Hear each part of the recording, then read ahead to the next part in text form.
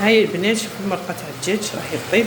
شوفوا نعطيكم غير لي ساستيس لي مليح اللي تنفعكم تدابير تنفعكم في هذا رمضان. شوفوا دوكا عندي انا البطاطا هذه معوله نديرها للبوراك، ما نديرهاش والملح تجي صامطه، نرميها في المرقه هذيك تاع الدجاج اللي طيب، ومن بعد نجبدها ونرحيها ونزيد لها اي اضافات واش تحبوا. انا ندير لها فرماج والبيض مع الدوس، تحبي تزيد لها زبر الدجاج، تحبي تزيدي لها اللحم اللي عندك، بصح ديريها في هذه استيس تدبيره للبوراك.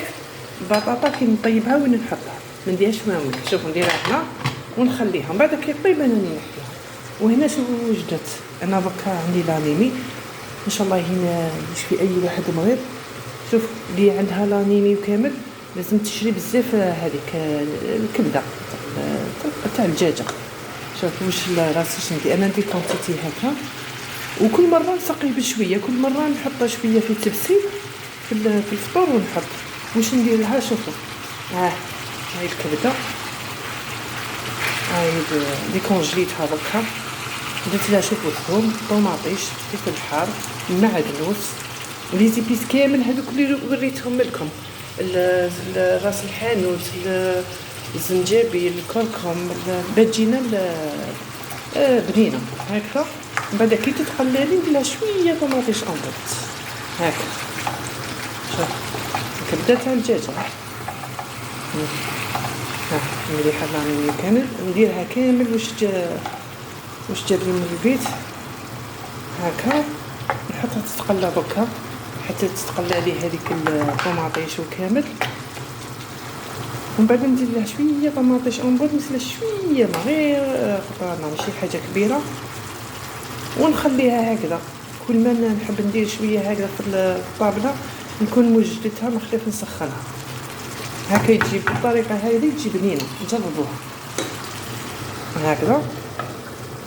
والشوربه شوفوا تاعي راهي طيب، هنا نار قليله على بالكم قدرت تطيب، نخليها طيب.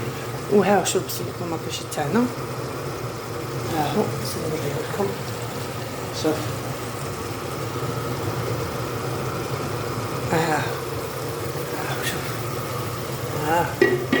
شوف هذيك ثاني لاستيس هذيك التدبيره هذيك تاع حبه الفلفل الحلو بالبصل الطوماطيش تاعكم هاي تجي هايله.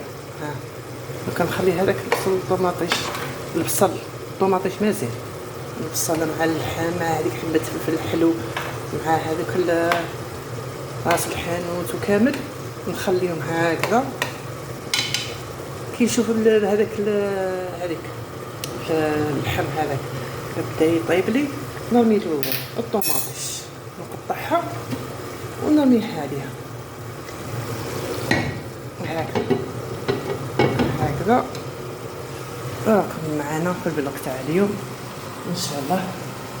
دوك نقطع ثاني اللي فخيت نوجدهم وراكم معايا واش كامل ندير اليوم تاع نهار اليوم تاع السادس ان شاء الله تاع رمضان.